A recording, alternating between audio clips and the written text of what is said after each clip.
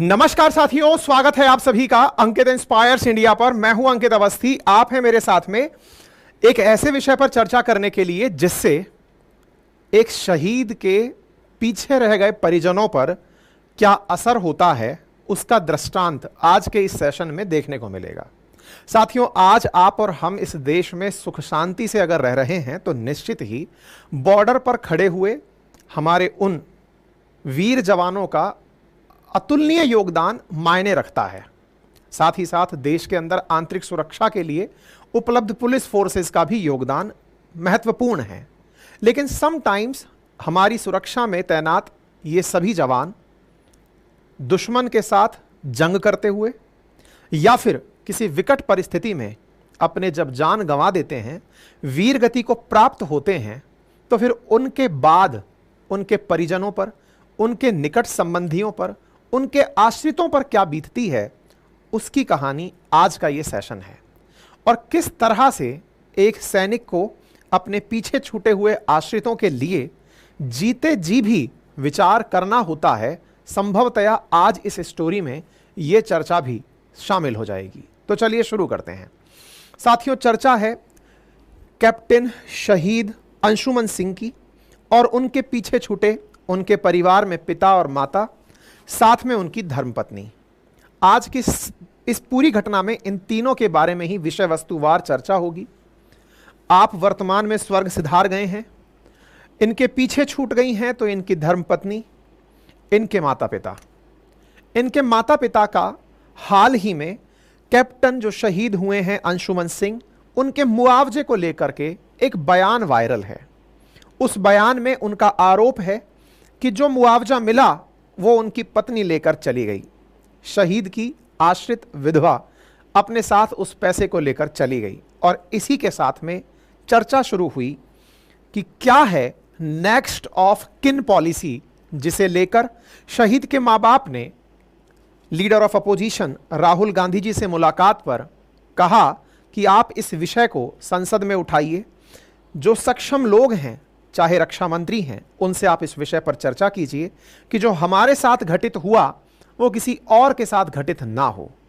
इसी वजह से आज के सेशन में हम ये सारी कहानी समझने वाले हैं। नेक्स्ट ऑफ किन पॉलिसी क्या है, क्या हुआ इस पर्टिकुलर मामले में, किस तरह से लगातार सोशल मीडिया पर ट्रेंड कर रहा है कैप्टन अंशुमन सिंह के पीछे छूट गए परिवार का विवाद। इसीलिए विस्तार से इस पूरी कहानी को आपके सामने प्रस्तुत कर रहा हूं। साथियों, नेक्स्ट ऑफ किन रूल भी इसी के अंदर शामिल हो जाएगा। तो चलिए शुरू करते हैं।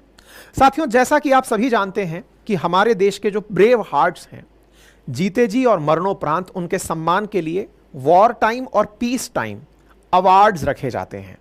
और इन अवार्ड्स को भारत सरकार के द्वारा दो बार, एक बार गणतंत्र दिवस पर और एक बार स्वतंत्रता दिवस पर दिया जाता है।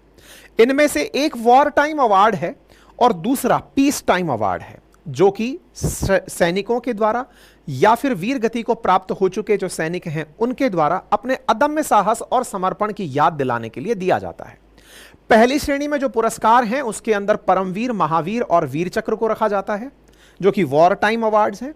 और दूसरे वाले जो अवार्ड्स हैं वो पीस टाइम अवार्ड्स हैं, यानी कि जब युद्ध नहीं चल रहा था, अप्रत्यक्ष रूप से सेना और सेना के सहयोगी जो गठबंधन है उनके द्वारा किया गया कोई कार्य याद करते हुए अशोक चक्र, कीर्ति चक्र और शौर्य चक्र ये डिसेंडिंग ऑर्डर में दिए जाते हैं। यानी कि बहुत बड़ी वीरता है तो अशोक चक्र, उससे कम कीर्ति चक्र, उससे कम शौर्य चक्र। क्राइटेरिया रखा हुआ है कि कितने अदम्य साहस का आपने परिचय दिया। ये दो प्रकार के अवार्ड्स भारत सरकार के द्वारा गणतंत्र दिवस और स्वतंत्रता दिवस के दिन दिए जाते हैं, अनाउंसमेंट किया जाता है। अगर हम इसके इतिहास की बात करें तो 26 जनवरी 1950 को जब देश का संविधान लागू हुआ तो इसी तारीख को भारत सरकार द्वारा प्रथम 3 वीरता पुरस्कार परमवीर, महावीर और कीर्ति चक्र की घोषणा की गई थी। लेकिन प्रभावी 1947 से ही माना गया कि यानी कि 1947 में ही जो वीर गति को प्राप्त हुए हैं तब से लेकर अब तक जो लोग हैं उन्हें भी ये अवार्ड्स दिए जाएंगे। इसके बाद सरकार ने 4 जनवरी 1952 को अन्य 3 वीर पुरस्कारों की घोषणा की, जिनमें कि शूरवीरों को सम्मानित पीस टाइम के अंदर किया जा सके। अब सवाल है कि इसके लिए चयन कैसे होता है। तो इसके लिए वीरता पुरस्कारों के लिए पहले आवेदन मांगे जाते हैं, अधिकारी के नामों का प्रॉपर तरीके से चयन किया जाता है, रक्षा मंत्रालय के पास में जो नाम रक्षा विभाग के द्वारा, रक्षा मंत्रालय के द्वारा भेजे जाते हैं, उनमें से चयन किया जाता है एक विशेषज्ञ समिति के द्वारा, जिसका नाम केंद्रीय सम्मान और पुरस्कार समिति होता है। यह समिति मंत्रालय के पास सभी नामों पर विचार करती है, फिर अपने मानकों के आधार पर पूरी प्रक्रिया को तय करती है, फिर वीरता पुरस्कारों के नाम तय किए जाते हैं। ये तय किए हुए नाम राष्ट्रपति के पास भेजे जाते हैं और राष्ट्रपति की अनुमति के बाद ही इन अवार्ड्स की घोषणा की जाती है। हमने हालांकि इस पर पूरी तरह से, हमारा ट्विटर हैंडल है अपनी पाठशाला पर, वेरीफाइड अकाउंट है, वहां पर भी एक इन्फोग्राफिक इस तरह से शेयर कर दिया है और अपनी वेबसाइट अपनी पाठशाला.com पर भी पूरा इन्फोग्राफिक इस तरह से शेयर किया हुआ है कंप्लीट जानकारी के साथ। यानी कि अगर आप गैलेंट्री अवार्ड जो मिनिस्ट्री ऑफ डिफेंस की वेबसाइट है वहां जाकर अगर आप देखेंगे तो अब तक जो देश के अंदर अवार्डीज रहे हैं, परमवीर पुरस्कार प्राप्तकर्ता, वीर, महावीर, शौर्य, कीर्ति, इन सब के नाम आपको वहां पर प्राप्त हो जाएंगे। चूंकि साल में 2 बार घोषणा होती है, अब आपके दिमाग में सवाल आएगा कि सर ना तो अभी गणतंत्र दिवस निकला ना स्वतंत्रता दिवस निकला, तो फिर कहां से ये चर्चा में आ गए। तो हुआ ये कि वर्ष 2023 में शहीद हुए थे कैप्टन अंशुमन सिंह, तो उनके नाम पर मोहर लगकर इस बार जो गणतंत्र दिवस गया, 26 जनवरी गई, उस दिन राष्ट्रपति के द्वारा अनाउंसमेंट किया गया। तो ये 26 जनवरी 2024 की आप खबर देख रहे हैं, जहां पर 6 कीर्ति चक्र और 16 शौर्य चक्र का अनाउंसमेंट हुआ था।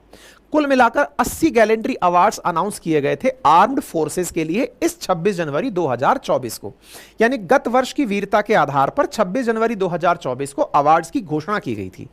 अवार्ड्स की घोषणा होना और घोषित अवार्ड्स को राष्ट्रपति द्वारा हैंडओवर करना, ये दोनों अलग अलग चीजें हैं। तो घोषणा जनवरी 26 को हो चुकी है, उसके बाद इसकी सेरेमनी आयोजित की जाती है। जो आश्रित हैं या परिवार के पीछे जो छूट गए हैं उनको सम्मानित करने के लिए, या सैनिक घायल हैं या फिर आज भी हैं और उनको इस तरह का सम्मान उपलब्ध कराने के लिए राष्ट्रपति द्वारा एक सेरेमनी आयोजित की जाती है, दैट इज डिफेंस इन्वेस्टिट्यूर सेरेमनी, जिसका आयोजन, प्रथम फेज का आयोजन हाल ही के अंदर किया गया। इस दौरान 36 गैलेंट्री अवार्ड्स, जिनमें से 10 कीर्ति चक्र, जिनमें से 7 मरणोपरांत थे, और 26 शौर्य चक्र, जिनमें से 7 मरणोपरांत थे, वो राष्ट्रपति द्वारा दिए गए। तो आप ये खबर देख रहे हैं जुलाई 6 की है, जहां राष्ट्रपति द्रौपदी मुर्मू जी के द्वारा कीर्ति चक्र और शौर्य चक्र मतलब देने की खबर आती है। ये जो 6 जुलाई की न्यूज है, इसी न्यूज में अगर आप नीचे चलकर पढ़ेंगे तो आप पाएंगे कि यहां पर कैप्टन अंशुमन सिंह, जो कि आर्मी मेडिकल कॉर्प्स से थे, उन्हें भी अवार्ड दिया गया है। यानी कि ये उस दिन की सुर्खी है जिस दिन ये अवार्ड दिए गए। उस दिन के अखबारों में कुछ इस तरह की तस्वीरें छपी थी, जिसमें प्रेसिडेंट मुर्मू के द्वारा गैलेंट्री अवार्ड्स जब दिए गए थे तो उनकी तस्वीरें सामने थी। इन्हीं में से एक तस्वीर, ये जो आपको दिख रही है, ये सोशल मीडिया पर बहुत ज्यादा वायरल हुई। इतनी वायरल हुई कि राष्ट्रपति जी के नाम से जो यूट्यूब चैनल बना हुआ है, उसके मेन थंबनेल पर यह तस्वीर लगी है। यानी कि गैलेंट्री अवार्ड जो राष्ट्रपति जी के द्वारा दिए गए, जिनमें से कीर्ति चक्र दिया गया अंशुमन सिंह को, उनके लिए सारी जानकारी का, मतलब इतने सारे जो अवार्ड्स और डिस्ट्रीब्यूट हुए, लेकिन उसमें जो मेन चेहरा बनकर आई तस्वीर, वो ये तस्वीर थी। इस तस्वीर में जिनका जिक्र था वो था कैप्टन अंशुमन सिंह का, जो कि जुलाई 2023 में शहीद हुए थे। आपकी पोस्टिंग सियाचिन ग्लेशियर में थी। आप 26 पंजाब बटालियन के 403 फील्ड में अस्पताल में रेजिमेंट मेडिकल ऑफिसर के रूप में तैनात थे। यानी कि पेशे से आप डॉक्टर थे, सेना के अंदर एएफएमसी के थ्रू मेडिकल सर्विसेज में जाते हैं। तो आप सियाचिन ग्लेशियर में 19 जुलाई 2023 को बुधवार की सुबह करीब 3:30 बजे भारतीय सेना के गोला बारूद बंकर में शॉर्ट सर्किट की वजह से जो आग लगी थी, उसमें आप शहीद हुए। आप यहां पर देखते हैं कि यहां पर कई टेंटों में आग लग गई है, जिसकी वजह से उनके कई साथी बंकर में फंसे रह गए। अपने साथियों को बचाने के लिए अंशुमन भी बंकर में कूद पड़ते हैं। अपनी जान की परवाह किए बिना अंशुमन ने 3 जवानों को वहां से सुरक्षित बाहर निकाला। हालांकि इस हादसे में जब वो बुरी तरह झुलस गए तो उन्हें एयरलिफ्ट करके चंडीगढ़ लाया गया, लेकिन उन्हें बचाया नहीं जा सका। इसी क्रम में इनके परिवार में इनकी धर्मपत्नी और इनकी माताजी, दोनों को आप यहां पर राष्ट्रपति के सामने देख रहे हैं। जरा इस वाले वीडियो को एक बार देखिए। आप इनकी धर्मपत्नी हैं और आप इनकी माताजी हैं।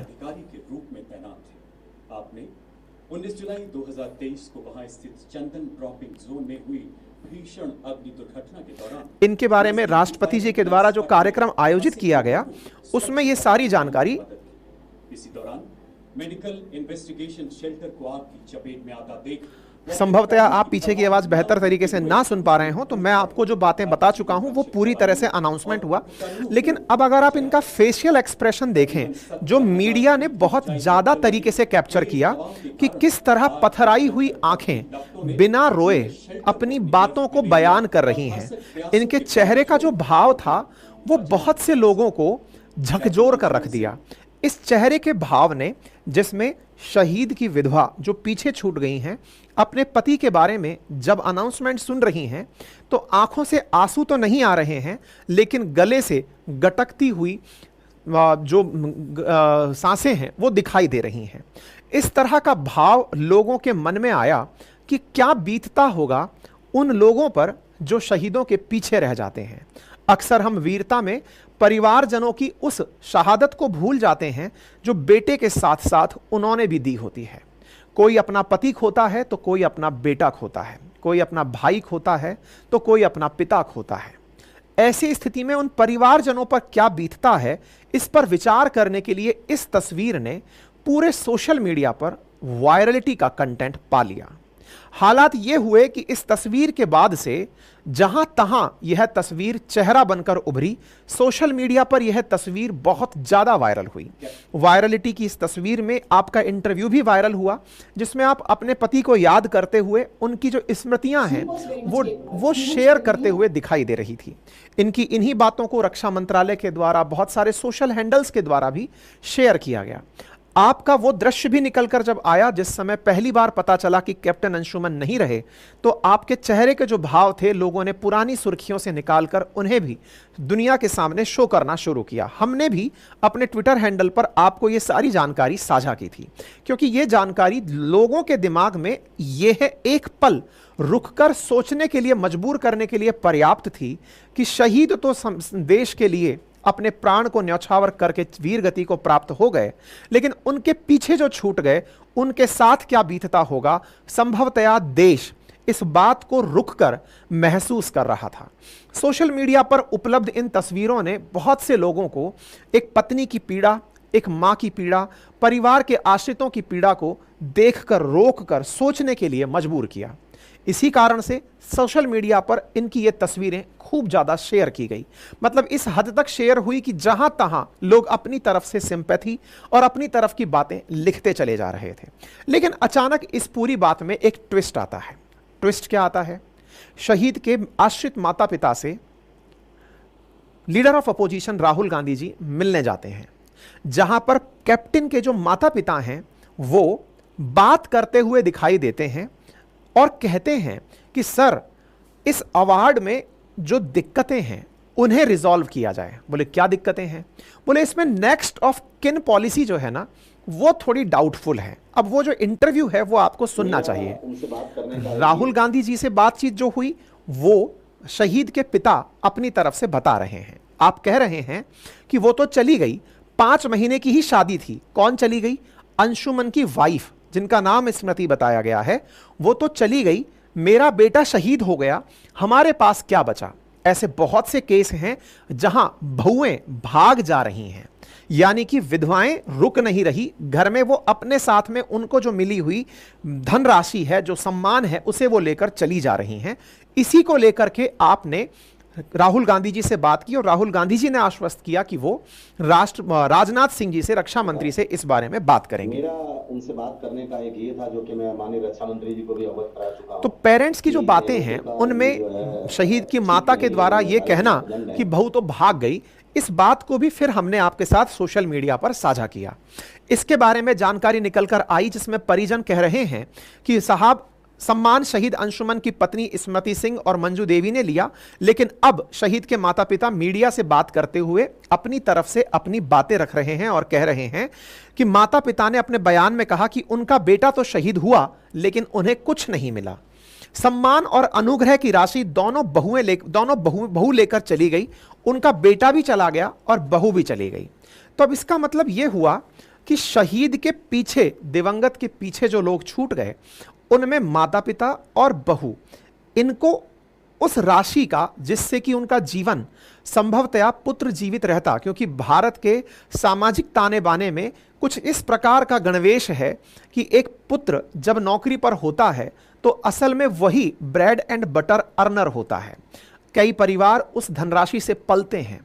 ऐसी स्थिति में बेटे का विवाह उपरांत आश्रित राशि को बहू को मिल जाना उन माता पिताओं के जीवन भर के सपने पर पानी फेरने जैसा होता है कि बेटा बुढ़ापे का सहारा बनेगा। ऐसी स्थिति में अगर बेटा नहीं है तो ना तो उसकी वजह से, जो ये कटु सत्यता है कि हमारे देश में सैनिक जहां एक और देश की सुरक्षा के लिए बॉर्डर्स पर खड़े हैं, वहीं दूसरी ओर उनको मिल रही तनख्वाह बहुत से परिवारों का भरण पोषण कर रही हैं। यही तो कारण है कि हमारे देश में सेना को रोजगार के लिए एक अच्छे अवसर के रूप में देखा जाता है। और यही वो कारण है जिसके चलते भारत सरकार के द्वारा जब अग्निवीर योजना लाई गई तो लोगों ने इसका पुरजोर विरोध किया, क्योंकि अग्निवीर अल्टीमेटली सैनिकों को 4 साल के लिए ही एंगेजमेंट दे रही थी, जिसके चलते जो भरण पोषण वाला एंगल है वो उससे पूरा होता हुआ लाइफ लॉन्ग दिखाई नहीं पड़ रहा था।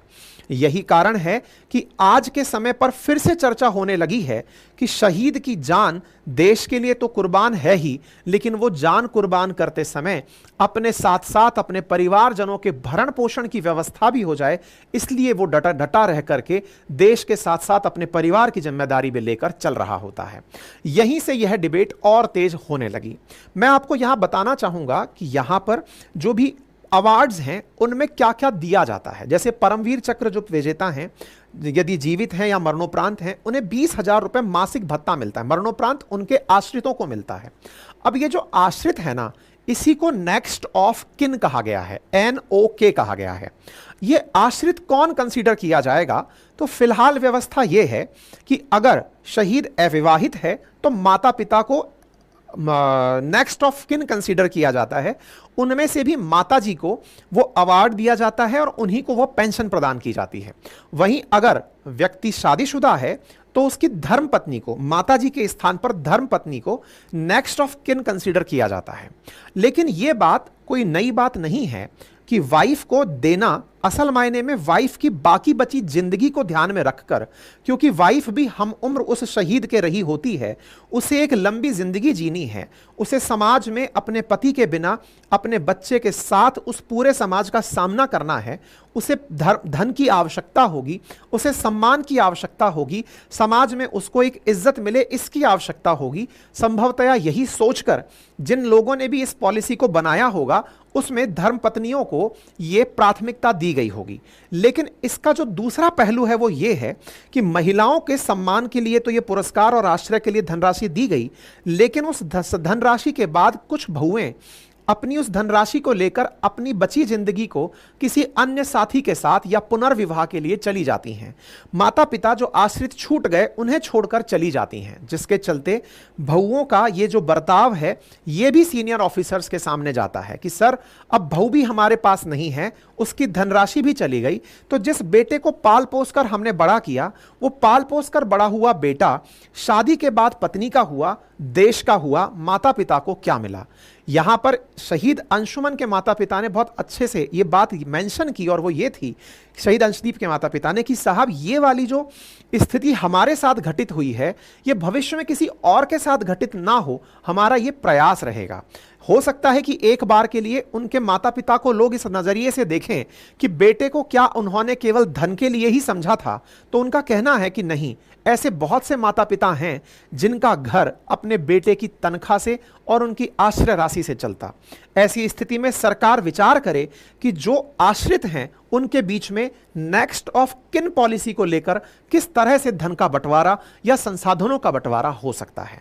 साथियों, जिस प्रकार से परमवीर चक्र है, ऐसे ही महावीर चक्र है, ऐसे ही अशोक चक्र है, ऐसे ही कीर्ति चक्र है, इनकी वरीयताएं हैं। कीर्ति चक्र में जो आश्रित हैं इन्हें 9,000 रुपए का मासिक भत्ता दिया जाता है, लमसम अमाउंट दिया जाता है, और भी जो इंश्योरेंस के अमाउंट्स हैं वो सब दिए जाते हैं। यहां पर शहीद के माता पिता के द्वारा जो बात रही उसमें कुछ बातें परिवार के आंतरिक कलेश की भी निकलकर बाहर आई, जिसमें पिता रवि प्रताप सिंह का कहना था कि बहू स्मृति ने जो बेटे को मिला कीर्ति चक्र था वो छूने तक नहीं दिया। 3-4 दिन तक दिल्ली में साथ रही लेकिन बात नहीं की। कीर्ति चक्र मिलने की हमारे पास कोई निशानी नहीं है। बहू ने एड्रेस भी बदलवा लिया है, हमने उससे मिलने की कोशिश की लेकिन उससे बात नहीं हो पाई। फिलहाल के लिए हमारे पास उनसे जुड़ी हुई यादें हैं, इसके अलावा कुछ नहीं। हमने तो उसे बेटी समझा था, विचार किया था कि छोटे बेटे के साथ उनकी शादी करवा देंगे, लेकिन बहू को केवल पैसा चाहिए था। 5 जुलाई को अंशुमान सिंह को कीर्ति चक्र जो मिला, उसके 3 दिन बाद राहुल गांधी जी से जब मुलाकात हुई तब यह विवाद सामने निकल कर आया। कीर्ति चक्र अभी किसके पास है? तो वर्तमान स्टेटस उस विधवा के पास है, धर्मपत्नी के पास है, जो कि अपने साथ उसे लेकर साथ चली गई बताई जाती हैं। यहां पर उन्होंने जब बात करते हुए बताया कि आपकी स्मृति से कब बातचीत हुई, तो उन्होंने कहा कि साहब वह घर छोड़कर जा चुकी है, अपना एड्रेस बदलवा कर जा चुकी है, हमारे पास उनकी जो जुड़ी हुई चीजें हैं उनमें से कुछ नहीं है।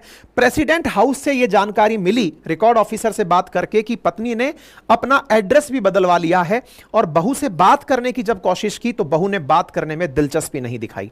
और यहां पर उन्होंने साथ बात में मेंशन की कि बहू कहां रहती हैं और क्या करती है, तो इसके बारे में जानकारी मिली कि वो किसी कंपनी में, प्राइवेट कंपनी में जॉब करती हैं और फिलहाल अपने माता पिता के साथ पंजाब में रहती हैं। मेडल, इनके बारे में पूछा गया कि आप मेडल क्यों चाहते हैं, तो उन्होंने कहा कि हमारे बेटे की लखनऊ में प्रतिमा लगने वाली है और उस प्रतिमा में बेटे के कीर्ति चक्र को प्रतिमा के साथ लगाने की मंशा थी ताकि उस मेडल से सम्मानित किया जा सके, लेकिन फिलहाल उनकी तरफ से कोई जवाब नहीं मिला है। सवाल था कि सरकार से आपको कितनी मदद मिली, तो इन्होंने कहा कि राज्य सरकार की तरफ से 50 लाख रुपए की सहायता, यानी उत्तर प्रदेश सरकार की तरफ से 50 लाख रुपए की सहायता मिली। बहू को 50 लाख में से 35 लाख मिला। आर्मी ग्रुप इंश्योरेंस का पैसा मिला, उसे भी बहू ने ही लिया। 50 लाख के अलावा कोई पैसा मुझे भारत सरकार या राज्य सरकार से नहीं मिला। इसका मतलब इस 50 लाख में से 35 तो बहू को मिला, 15 लाख संभवतया परिवारजनों को भी मिला है। यहां कीर्ति चक्र को लेकर विवाद हो रहा है, लेकिन माता पिता कह रहे हैं कि हमें कुछ नहीं मिला है। इस बारे में भी हम थोड़ा और आगे चलकर बात करेंगे। यहां उसके बारे में जब स्मृति से बात की गई तो उसने जो कहा वो ये था कि जिनकी जैसी सोच है वो वैसा ही करेंगे। फिलहाल के लिए परिवारजनों ने कुछ भी रिएक्शन अभी नहीं दिया है, लेकिन यहां पर चर्चा शुरू हो जाती है कि यह निकटतम परिजन की परिभाषा क्या है और इसमें कैसे बदलाव किया जा सकता है, क्योंकि अल्टीमेटली यह सारा विवाद शहीद के निकटतम परिजनों को लेकर है कि कौन निकटतम परिजन कंसीडर किया जाए, यानी कि नेक्स्ट ऑफ किन कंसीडर किया जाए। क्योंकि जब कोई व्यक्ति मतलब सेना में जाता है तो सेना में जाकर उसे अपनी तरफ से यह जानकारी देनी होती है। अगर वो अविवाहित हैं तो बताना होता है कि अगर उनकी शहादत होती है तो उनके पीछे इंश्योरेंस का पैसा या फिर जो उनके लाभ हैं वो किन को दिए जाएं। इसी के साथ साथ अगर वो विवाहित हैं तो वो किन्हें दिया जाए, यह शहीद से पहले एंट्री में लिया जाता है। ठीक है, तो यहां पर परिवार के सदस्य और कानूनी अभिभावक जो हैं उन्हें लेकर के काफी ज्यादा चर्चा फिलहाल के रूप में निकलकर आ रही हैं। इसी बीच में एक जानकारी यह निकलकर आती है कि जो अनुग्रह राशि है वो मां बाप को दी जाती है या नहीं दी जाती है। अगर बेटा शादीशुदा नहीं है तो वो मां बाप को दी जाती है। अब सवाल यह है कि अगर बेटा विवाहित है तो इसको लेकर के क्या प्रावधान है। तो देखिए, कहीं ना कहीं किसी ना किसी राज्य का वो बेटा होगा। ऐसी स्थिति में राज्य सरकारों ने अपने नियमों में बदलाव किए हुए हैं। क्या बदलाव है कि अगर शहीद परिजन, विशेषकर मां बाप ने यह आरोप लगाए हैं कि शहादत का पैसा उन्हें नहीं मिलता, तो कुछ राज्य सरकारों ने अपने स्तर पर कुछ नियम बनाए हैं। जैसे उत्तर प्रदेश में जहां की यह घटना है, वहां पर 50 लाख रुपए जो राज्य सरकार के द्वारा राशि दी जा रही है, उनमें से 35 लाख शहीद की विधवा को दिए जाते हैं, 15 लाख रुपए शहीद के मां बाप को दिए जाते हैं। यानी कि अंशुमन की जो धर्मपत्नी है वो 35 लाख रुपए 50 में से पाई हैं, बाकी बचा अमाउंट उनके पेरेंट्स को मिला है। वहीं मध्य प्रदेश के अंदर 50% पत्नी को और 50% मां बाप को मिलता है। इसी तरह हरियाणा में 70% पत्नी को और 30% माता पिता को मिलता है। इसी के साथ साथ हमारी सेना में एक और कार्यक्रम वर्ष 2016 से शुरू किया गया, जिसमें यह प्रावधान रखा गया कि शहीद, मतलब जब सैनिक सेना में हैं तो उनसे पहले ही लिखवा लिया जाता है कि आप अपने बाद अपनी वसीयत किसे लिख कर जाएंगे। यानी कि आप और उस वसीयत को सेना अपने पास रखती है और पेरेंट्स के पास भी भेजा जाता है कि साहब आपके बेटे ने जीते जी इस प्रकार की बातें रखी हैं। इसको लेकर के यह प्रस्ताव मतलब सेना के सामने भी चल रहा है। और फिलहाल के लिए कि अगर शहीद मतलब कोई भी सैनिक अगर है और उसे आफ्टर मतलब जब वो नहीं रहेंगे उसके बाद की स्थिति क्या होगी, इसे लेकर के सेना के सामने भी बहुत बार मसले निकल कर आए हैं। इसे लेकर के कई बार उच्च स्तरीय मीटिंग हुई है और ऐसे केसेस बराबर हैं कि अगर कहीं महिला को किसी तरह से आश्रित नहीं बनाया गया तो उसका बाकी बचा जीवन कैसे चलेगा। मतलब व्यक्ति चला गया, उसके पीछे जो छूट गए लोग हैं उनके बीच में इस बात को लेकर संघर्ष है कि उन्हें क्या मिला। मेरे प्यारे साथियों, पश्चिमी देशों में एनओके की पॉलिसी में महिलाओं को जो धर्मपत्नी हैं उन्हें ज्यादा महत्व दिया जाता है। यही कारण है कि भारत के मुद्दे में बहुत से लोगों का कहना है कि पत्नी को इतनी प्राथमिकता ना दी जाए, क्योंकि भारत का सामाजिक ताना बाना थोड़ा अलग है और इस सामाजिक ताने बाने में माता पिता का बच्चे के साथ में हमेशा के लिए कनेक्शन रहता है, इसलिए उन्हें भी बराबर की प्राथमिकता दी जाए। अब इसी विषय पर जब और खोज पड़ताल की तो फिलहाल के लिए कुछ और जानकारी निकल कर आई, और वो जानकारी क्या है? वो जानकारी ये है कि शहीद अंशुमन के मामले में सेना के जुड़े सूत्रों का कहना है, और ये खबर न्यूज 18 से हमने उठाई है।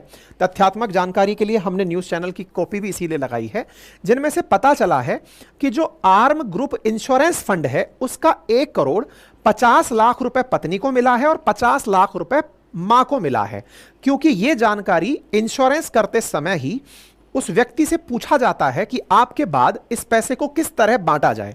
तो ऐसी स्थिति में अंशुमान के केस में यह वाला जो मामला है, यहां पर पैसा इंश्योरेंस का दोनों के बीच में बराबर बटा है। साथ ही साथ DSOPF यानी defence service officer provident fund जो सैनिक जमा करता है वो पत्नी को मिला है। वहीं इस बात की भी जानकारी आ रही है कि राज्य सरकार की तरफ से जो 50 लाख दिए गए थे उनमें से 15 लाख उनकी मां को मिला है और 35 लाख रुपए उनकी पत्नी को मिला है। इसके अलावा पत्नी को ऑर्डिनरी पेंशन मिलना शुरू हो चुकी है। वहीं बैटल कैजुअल्टी के मामले में पहले कोर्ट ऑफ इंक्वायरी होती है, उसकी जांच पूरी होने के बाद लिबरलाइज पेंशन यानी कि जो लास्ट ड्रॉन सैलरी है वो मिलना शुरू होती है। इसका मतलब यह हुआ कि यहां पर मां बाप को भी पैसा मिला है। ऐसी जानकारी अब सूत्रों के द्वारा सोशल मीडिया पर आ रही है, न्यूज चैनलों में आ रही है। यानी कि यह कह देना कि बहू सब कुछ लेकर चली गई, यह अधूरा सत्य फिलहाल के लिए प्रतीत हो रहा है, क्योंकि न्यूज वाले इसे सूत्र के मुताबिक लिख रहे हैं। पुख्ता जानकारी तो संभवतया जब स्मृति खुद निकलकर सामने आएंगी तब वो देश को बता पाएंगी कि असली वास्तविकता क्या है। क्योंकि अभी के लिए जिस तरह से उन्हें कल्प्रिट प्रूव किया जा रहा है कि बहू छोड़कर मां बाप को पीछे चली गई, मां बाप को कुछ भी नहीं मिला, क्योंकि उनके पेरेंट्स ने कहा कि हमें तो केवल तस्वीर दिख रही है, उसके अलावा हमें कुछ नहीं मिला, जबकि आंकड़े बता रहे हैं कि मां बाप को 50 लाख एक मिले हैं, 15 लाख एक मिले हैं। ऐसी स्थिति में विधवा और उनके परिवारजन जो हैं उनको अलग अलग प्रकार से डिवीजन ऑफ मनी हुआ है। तो यह अपने आप में एक विषय वस्तु आगे तक जाने का है। अगर ऐसी स्थिति में उनकी तरफ से यानी स्मृति की तरफ से अगर कोई अपडेट आता है वो भी हम आपको अपने ट्विटर हैंडल के थ्रू अपडेट जरूर करेंगे। फिलहाल के लिए इतना ही है। बाकी आप इस विषय पर क्या सोचते हैं, अपनी राय जरूर लिखिएगा। यह सेशन अगर पसंद आया हो तो इसे लाइक कीजिएगा, और अगर चैनल पर नए हैं तो सब्सक्राइब करना बिल्कुल भी ना भूलें। फिलहाल के लिए इतना ही। बाकी हमसे जुड़े रहने के लिए हमारा एप्लीकेशन अपनी पाठशाला है, जिसका लिंक कमेंट बॉक्स में है, जहां पर हिस्ट्री, ज्योग्राफी, पॉलिटी, इकोनॉमी का पूरा रिकॉर्डेड बैच बहुत ही नॉमिनल कीमत पर उपलब्ध है, जिसे पूरी 1 साल की वैलिडिटी के साथ आप यूज कर सकते हैं। हमारी वेबसाइट ऑलरेडी लाइव है, जहां पर आप अपडेटेड रूप में हमारा कंटेंट और हमारी न्यूज जो अपडेट्स हैं वो ले सकते हैं। हमारे हैंड रिटन नोट्स भी उपलब्ध हैं जो कुछ इस प्रकार से लिखित हैं, जिन्हें आप घर बैठे मंगा सकते हैं बहुत ही नॉमिनल कीमत पर। 4 सब्जेक्ट्स के हैंड रिटन नोट्स हैं, बहुत ही खूबसूरती से इन्हें competitive exam point of view से उपलब्ध कराया गया है। फिलहाल के लिए इतना ही। अपना ख्याल रखें। धन्यवाद।